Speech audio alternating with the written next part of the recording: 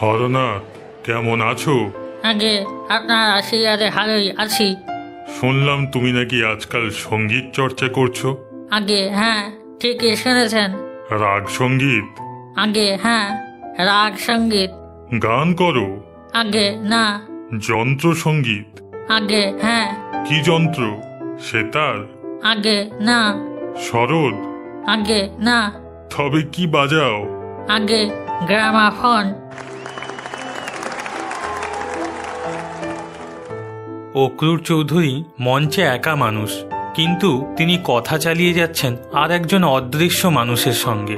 সেই মানুষ যেন সিলিংয়ের কাছাকাছি কোথাও শূন্যে অবস্থান করছে।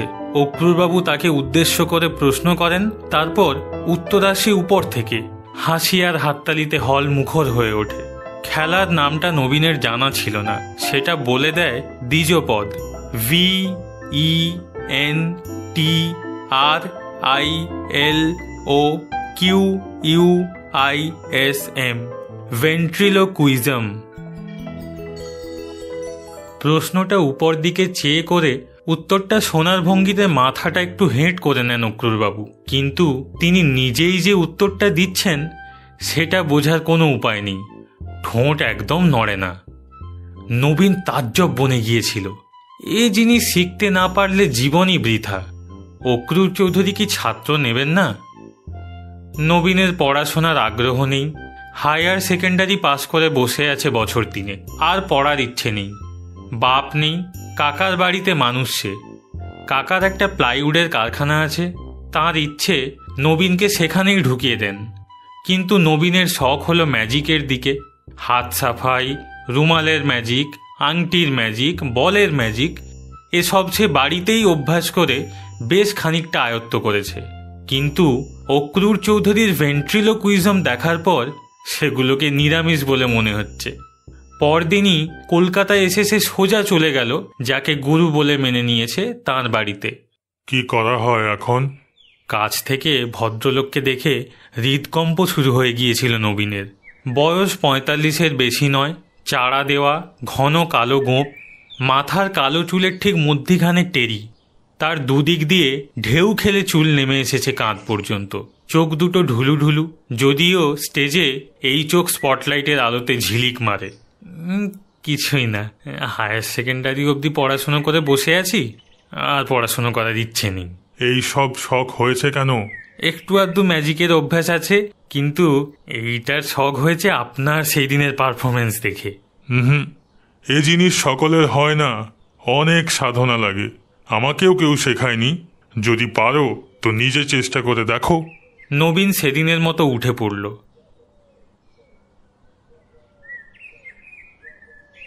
কিন্তু 7 দিন বাদে আবার হাজির হলো।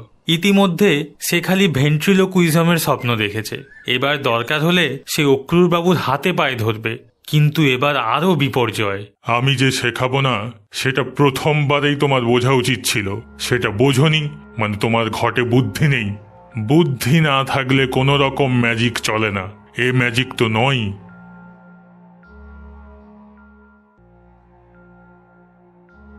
প্রথমবারে নবীন মুষড়ে পড়েছিল, এবারে তার মাথা গরম হয়ে গেল। চুলোয় যায় অক্রুর চৌধুরী। সে যদি না শেখায় তবে নবীন নিজেই শিখবে, কুছ পরোয়া নেই।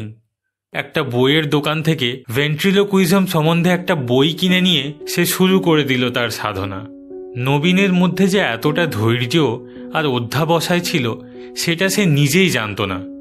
দিন কতক পর নবীন ভেন্ট্রিলোকুইজম নিয়ে অনেক পড়াশোনা করার পর বুঝল যে ভেন্ট্রিলোকুইজম ব্যাপারটা তার মোটামুটি রপ্ত হয়েছে। কিন্তু এখানেই শেষ নয়।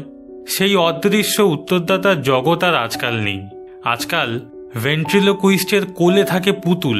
সেই পুতুলের পেছন দিয়ে হাত ঢুকিয়ে মাথা ঘোরায় এবং ঠোঁট নাড়ায় জাদুকর। মনে হয় জাদুকরের প্রশ্নের উত্তর বেরোচ্ছে এই পুতুলের মুখ দিয়েই। তার আশ্চর্য প্রোগ্রেসে খুশি হয়ে কাকাই এই পুতুল বানাবার খরচ দিয়ে দিলেন নবীনকে। পুতুলের চেহারা কেমন হবে এই নিয়ে দিন 15 ধরে গভীর চিন্তা করে হঠাৎ এক সময় নবীনের মাথায় এলো এক আশ্চর্য প্ল্যান। পুতুল দেখতে হবে অবিকল অক্রুর চৌধুরীর মতো, অর্থাৎ অক্রুর চৌধুরীকে হাতের পুতুল বানিয়ে সে তার অপমানের প্রতিশোধ নেবে। একটা হ্যান্ডবিলে অক্রুর চৌধুরীর একটা ছবি ছিল, সেটা সে আদিনাথ কারিগরকে দেখালো। এই রকম গোঁপ, এই টেরি, এই রকম ঢুলু ঢুলু চোখ আর ফোলা ফোলা গাল। এই পুতুল যখন মুখ নাড়বে আর ঘাড় ঘোরাবে আমার কোলে বসে, তখন কি রগড়টাই না হবে। আশা করি আমার শো দেখতে আসবেন অক্রুর চৌধুরী। নেতাজি ক্লাবের শশধর বোসের সঙ্গে নবীনের আলাপ ছিল। তাদের একটা ফাংশনে শশধরকে ধরে তার ভেন্ট্রিলোকুইজমের একটা আইটেম ঢুকিয়ে নিল নবীন, আর প্রথম অ্যাপিয়ারেন্সেই যাকে বলে হিট। পুতুলের একটি নামও দেয়া হয়েছে অবশ্য, ভূতনাথ, সংক্ষেপে ভূত।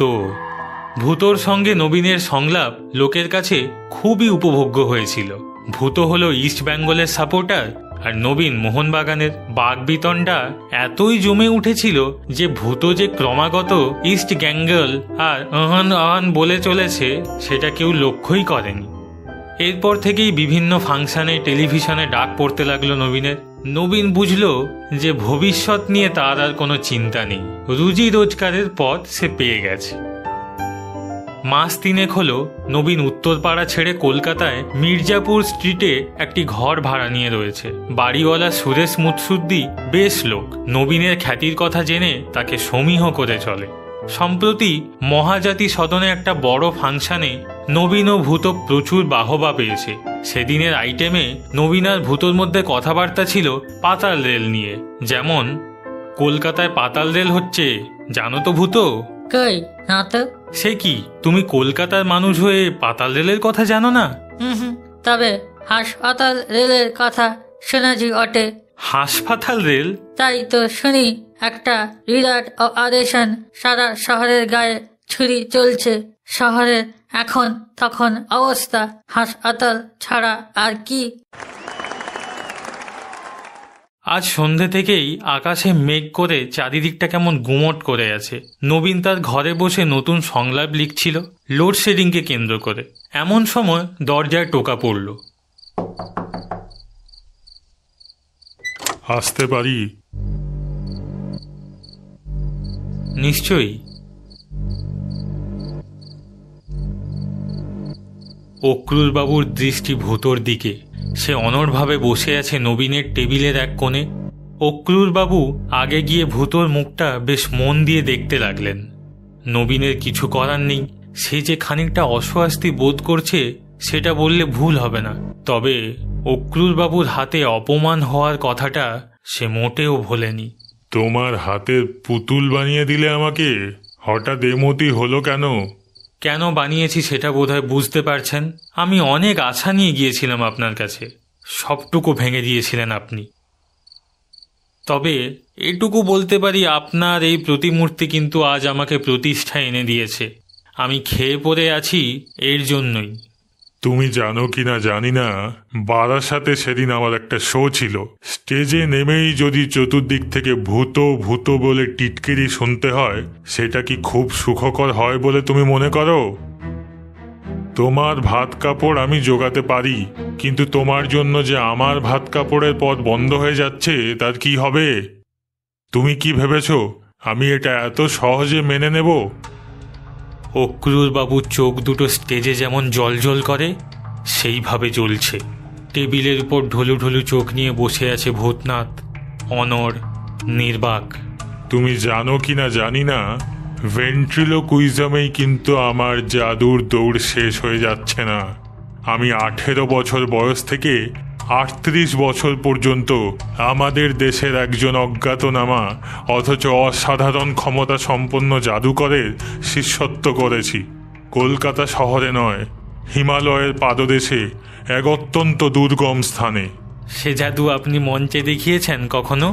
না, তা দেখাইনি, কারণ সেসব স্টেজে দেখানোর জিনিস নয়। রোজগারের পন্থা হিসেবে আমি সে জাদু ব্যবহার করব না, এ প্রতিশ্রুতি আমি দিয়েছিলাম আমার গুরুকে। সে কথা মাথায় রেখেছি। আপনি আমাকে কি বলতে চাইছেন ঠিক আমি বুঝতে পারলাম না। আমি শুধু সতর্ক করে দিতে এসেছি, তোমার মধ্যে সাধনার পরিচয় পেয়ে আমি খুশিই হয়েছি। ভেন্ট্রিলোকুইজম যেমন তোমাকে আমি শেখাইনি, তেমনি আমাকেও কেউ শেখায়নি। পেশাদারি জাদুকরেরা তাদের আসল বিদ্যা কাউকে শেখায় না, কোনো দিনই শেখায়নি। ম্যাজিকের রাস্তা জাদুকরদের নিজেদেরই করে নিতে হয়, যেমন তুমি করে নিয়েছ। কিন্তু তোমার পুতুলের আকৃতি নির্বাচনে তুমি যে ধৃষ্টতা দেখিয়েছ সেটা আমি বরদাস্ত করতে পারছি না। শুধু এইটুকুই বলতে এসেছিলাম তোমাকে। আমার চুল আর গোঁফ এতদিন কাঁচা ছিল, এই সবে পাকতে শুরু করেছে। তুমি দেখছি সেটা অনুমান করে আগে থেকেই কিছু পাকা চুল লাগিয়ে রেখেছ। যাক, আমি তাহলে আসি। নবীন ভূতনাথের সামনে এসে দাঁড়ালো। পাকা চুল, ঠিকই, দু একটা পাকা চুল ভূতনাথের মাথা এবং গোঁফে রয়েছে বটে। এটা নবীন এতদিন লক্ষ্য করেনি। সেটাও আশ্চর্য, কারণ ভূতকে কোলে নিলে সে নবীনের খুবই কাছে এসে পড়ে, আর সবসময় তার দিকে তাকিয়ে কথাবার্তা চলে। সাদা চুলগুলো আগেই চোখে পড়া উচিত ছিল। যাই হোক, নবীন আর এই নিয়ে ভাববে না। দেখার ভুল সব মানুষেরই হয়, মুখ চোখের দিকেই বেশি দৃষ্টি দিয়েছে নবীন। চুলটা তেমন ভালো করে দেখেনি, কিন্তু মন থেকে খটকা গেল না।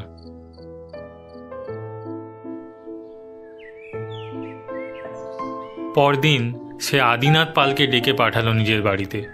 দেখুন তো, এই পুতুলের মাথায় আর গোঁপে যে সাদা চুল রয়েছে সে কি আপনারই দেওয়া? আবার কি বলছেন স্যার? পাকা চুলের কথা তো আপনি বলেননি। বললে কাঁচা পাকা মিশিয়ে দিতে তো কোনো অসুবিধে ছিল না। দু রকম চুলই তো আছে স্টকে, যে যেমনটি চায়। ভুল করে দু একটা সাদা চুল মিশে যেতে পারে নাকি? ভুল তো মানুষেরই হয় বটে, তবে তেমন হলে আপনি পুতুল নেবার সময় বলতেন নাকি? আমার কি মনে হয় জানেন স্যার, অন্য কেউ এসে চুল লাগিয়ে দিয়েছে, আপনি টের পাননি। চেতলায় ফ্রেন্ডস ক্লাবের ফাংশনে একটা মজার ব্যাপার হলো। ভূতোর জনপ্রিয়তার এইটাই প্রমাণ যে ফাংশনের উদ্যোক্তারা তার আইটেমটি রেখেছিলেন সবার শেষে। লোডশেডিং নিয়ে রসালো কথোপকথন চলছে ভূতো আর নবীনের। নবীন দেখল যে ভূতোর উত্তরে সে যে সবসময় তৈরি কথা ব্যবহার করছে তা নয়, তার কথায় অনেক সময় এমন সব ইংরেজি কথা ঢুকে পড়ছে যেগুলো নবীন কখনো ব্যবহার করে না। বড় জোর তার মানেটা জানে। নবীনের পক্ষে এ একেবারে নতুন অভিজ্ঞতা। অবশ্যই তার জন্য শোয়ের কখনো ক্ষতি হয়নি, কারণ কথাগুলো খুব লাগসইভাবেই ব্যবহার হচ্ছিল, আর লোকেও তারিফ করছিল খুবই। ভাগ্যিস তারা জানে না নবীনের বিদ্যে হায়ার সেকেন্ডারি পর্যন্ত। কিন্তু এই ইংরেজি কথার অপ্রত্যাশিত ব্যবহারটা নবীনের খুব একটা ভালো লাগলো না। তার সবসময় মনে হচ্ছিল অন্য একজন কেউ যেন অলক্ষ্যে তার উপর কর্তৃত্ব করছে। শোয়ের পর বাড়ি এসে নবীন ভূতোর মুখের কাছে নিজের মুখ নিয়ে গিয়ে চমকে উঠল। আরও খান দশেক পাকা চুল, আর চোখের তলায় কালি। এ কালি আগে ছিল না। তার ভারী অস্থির লাগছে। ম্যাজিকের পূজারি সে, কিন্তু এ ম্যাজিক বড়ই অস্বস্তিকর। যে ম্যাজিকে সে বিশ্বাস করে তা সবটাই মানুষের কারসাজি। যেটা অলৌকিক সেটা নবীনের কাছে ম্যাজিক নয়, সেটা অন্য কিছু, সেটা অশুভ। ভূতোর এই পরিবর্তনের মধ্যে সেই অশুভের ইঙ্গিত রয়েছে। অথচ একদৃষ্টে চেয়ে থেকেও ভূতোকে পুতুল ছাড়া আর কিছুই মনে হয় না। চোখে সেই ঢুলুঢুলু চাহনি, ঠোঁটের কোণে অল্প হাসি, আর খেলার সময় তার নিজের হাতের কারসাজি ছাড়া যে কোনো পুতুলের মতোই অসাড়, নির্জীব। অথচ তার চেহারায় অল্প অল্প পরিবর্তন ঘটেই চলেছে। আর নবীন কেন জানি বিশ্বাস করে এই পরিবর্তনগুলো অক্রূর চৌধুরীর মধ্যেও ঘটছে। তারও চুলে পাক ধরছে, তারও চোখের তলায় কালি পড়ছে।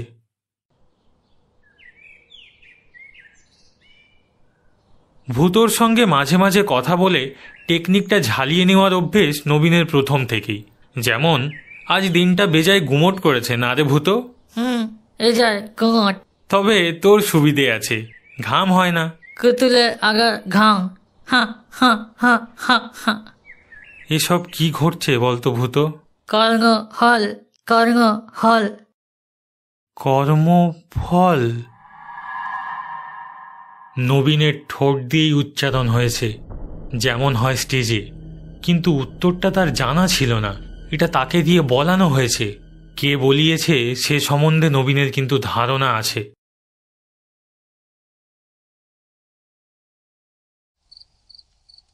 সে রাত্রে নবীন কিছুই খেল না।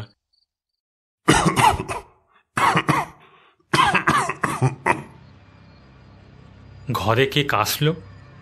সে নিজে কি? কিন্তু তার তো কাশি হয়নি, অথচ কিছুক্ষণ থেকে যেন খুক খুক শব্দ শুনতে পাচ্ছে সে।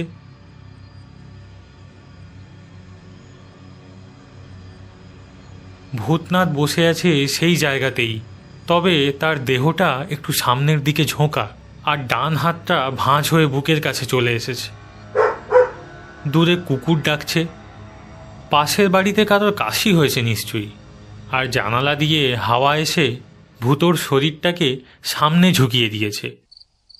বিংশ শতাব্দীতে কলকাতা শহরে জনবহুল মির্জাপুর স্ট্রিটে তার এহেন অহেতুক ভয় অত্যন্ত বিসদৃশ্য। পরদিন ফিনলে রিক্রিয়েশন ক্লাবের বাৎসরিক ফাংশনে নবীন প্রথম ব্যর্থতার আস্বাদ পেল।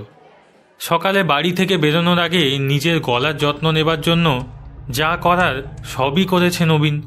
স্টেজে ঢোকার আগে পর্যন্ত সে দেখেছে তার গলা ঠিক আছে। এমনকি ভূতকে প্রথম প্রশ্ন করার সময় সে দেখেছে গলা দিয়ে পরিষ্কার স্বর বেরোচ্ছে। কিন্তু সর্বনাশ হলো ভূতর উত্তরে।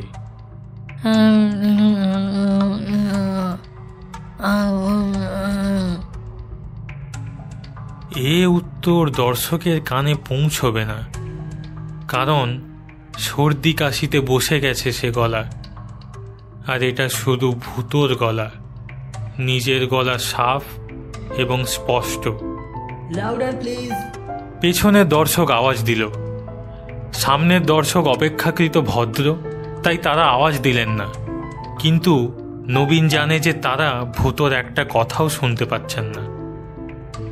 আরও 5 মিনিট চেষ্টা করে নবীনকে মাপ চেয়ে স্টেজ থেকে বিদায় নিতে হলো। এমন লজ্জাকর অভিজ্ঞতা তার জীবনে এই প্রথম। নবীন যখন বাড়ি ফিরল তখন রাত 11:30। সে রীতিমতো অসুস্থ বোধ করছে। এই প্রথম ভূতর উপর একটু রাগ অনুভব করছে সে, যদিও সে জানে ভূত তারই হাতের পুতুল। ভূতর দোষ মানে তারই দোষ। একটা জিনিস দেখে তার হাত পা ঠান্ডা হয়ে গেল। ভূতর কপালে বিন্দু বিন্দু ঘাম। শুধু তাই নয়, ভূতর গালে যে চকচকে ভাবটা সেটা আর নেই। ভূত কেমন শুকিয়ে গেছে, আর ভূতর চোখ লাল। এই অবস্থাতেই নবীন তার পুতুলের দিকে আরো 2 পা এগিয়ে না গিয়ে পারল না। কত বিস্ময়, কত বিভীষিকা তার কপালে আছে সেটা দেখবার জন্য যেন তার জেদ চেপে গেছে। 2 পার বেশি এগোনো সম্ভব হলো না নবীনের। একটা জিনিস চোখে পড়ে তার চলা আপনি বন্ধ হয়ে গেল। ভূতর গলা বন্ধ কোটের বুকের কাছটায় একটা মৃদু উত্থান পতন। ভূত শ্বাস নিচ্ছে। শ্বাসের শব্দ শোনা যাচ্ছে কি?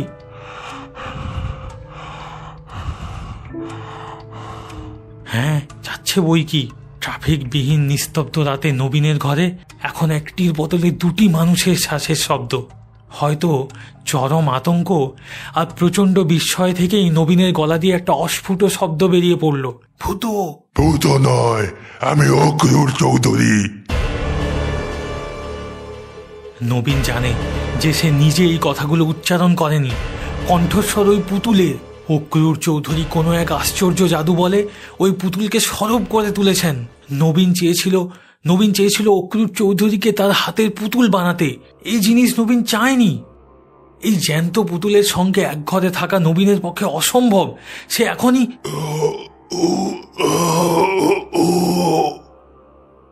কি যেন একটা হলো। একটা শ্বাসের শব্দ কমে গেল কি? হ্যাঁ, ঠিক তাই। ভূত আর নিঃশ্বাস নিচ্ছে না। তার কপালে আর ঘাম নেই। তার চোখের লাল ভাবটা আর নেই। চোখের তলায় কালিও আর নেই। একটা তফাৎ হয়ে গেছে কেমন করে জানি এই অল্প সময়ের মধ্যেই। ভূতোর মাথা আর ঘোরানো যাচ্ছে না, ঠোঁট আর নাড়ানো যাচ্ছে না, যন্ত্রপাতিতে জ্যাম ধরে গেছে। আর একটু চাপ দিলে ঘুরবে কি মাথা? চাপ বাড়াতে গিয়ে ভূতোর মাথাটা আলগা হয়ে টেবিলে খুলে পড়ল। কি মশাই, আপনি তো আপনার পুতুলের খেলা দেখালেন না একদিন আমাকে? সেই যে কি ভেন্ট্রোকোলোজিয়াম না কি? পুতুল নয়, এবার অন্য ম্যাজিক ধরব। আপনার যখন শখ আছে তখন নিশ্চয়ই দেখাবো, কিন্তু হঠাৎ এ প্রসঙ্গ কেন? আপনার এক জাত ভাই যে মারা গেছে দেখলুম কাগজে, অক্রুর চৌধুরী। তাই বুঝি? কিসে গেলেন? হৃদরোগে। আজকাল তো শতকরা 70 জনই যায় ওই রোগেই। নবীন জানে যে খোঁজ নিলে নির্ঘাত জানা যাবে মৃত্যুর সময় হল গতকাল রাত 12:10